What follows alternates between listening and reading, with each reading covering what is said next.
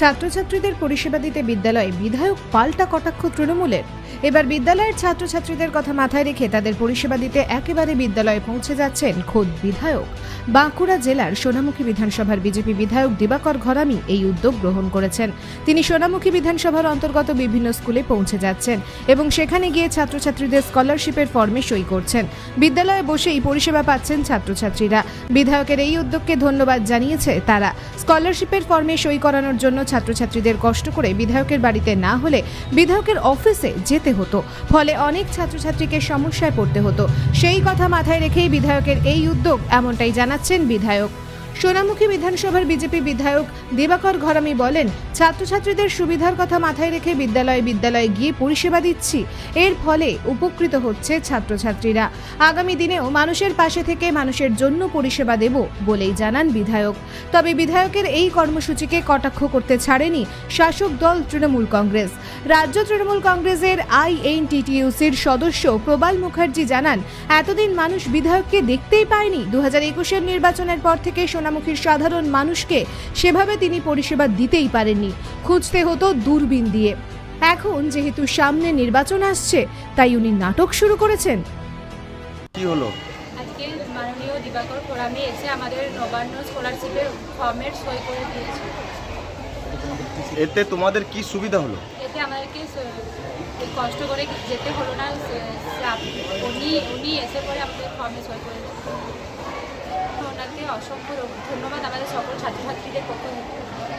এসছেন আমাদের রামপুর স্কুলে নবান্ন স্কলারশিপ সাইন করার জন্য আপনাকে অসংখ্য ধন্যবাদ। ছিলাম রামপুর উচ্চ বিদ্যালয়ে।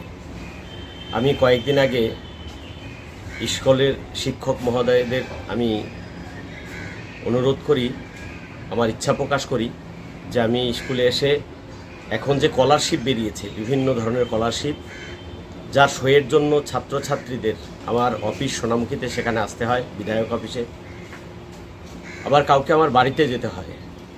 অফিসে আমি সপ্তাহে 2 দিন থাকি। তো ছাত্রছাত্রীদের বিশেষ প্রয়োজন।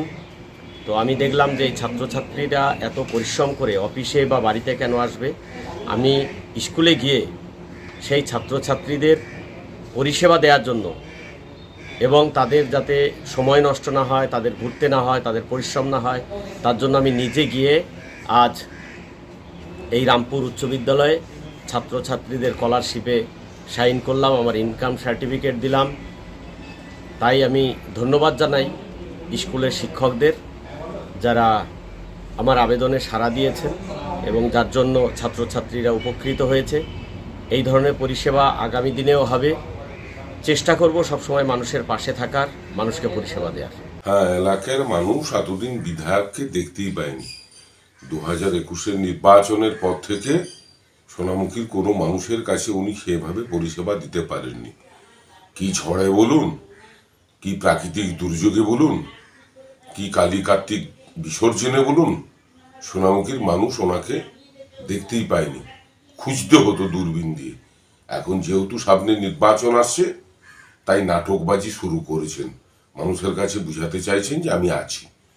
কিন্তু বিজেপি মানেই একটা ধাপ্পা ধোঁকার দল, তাই মানুষ ওদের সম্বন্ধে সবই জানে।